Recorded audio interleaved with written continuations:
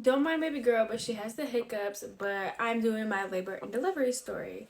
So first, I lost my mucus plug. Well, I had my bloody show October 28th at like 2 a.m. And then nothing was going on, but I knew labor was near.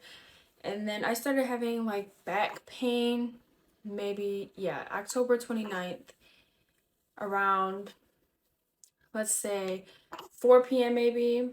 They weren't consistent contractions, but I knew I was starting to have contractions because the pain was unbearable. And like my Braxton Hicks contractions were getting more severe. And then that night I couldn't sleep at all. I was up all night. I'm like, oh my goodness, my back hurts. Like my back was hurting really bad. And my family had just came back from a cruise and they were staying at the house.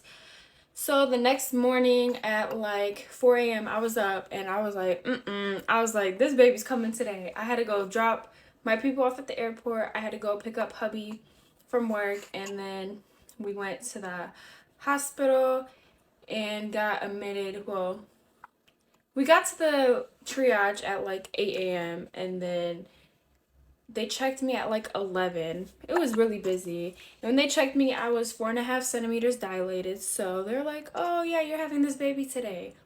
So it took about an hour or two to get into my labor room because it was really busy.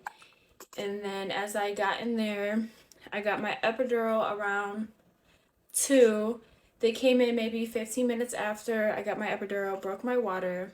They came and checked on me 30 minutes later, and I was 9.5 centimeters. So I started pushing maybe 15 minutes after that. I was really tired, like really tired because I did not sleep. So I was pushing for a while. I pushed about for maybe 20 minutes and I told them, I was like, you know what, I need a break. I need a break because I need to take a nap. I was so exhausted.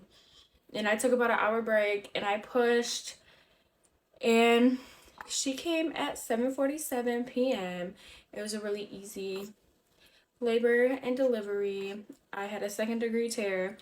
The healing process was the worst, but yeah, my labor and delivery was amazing in my opinion. It was under, well, maybe like 12 hours. And they said I got her out pretty quick for a first-time mom. So yeah, that's my labor and delivery story. Nothing too much.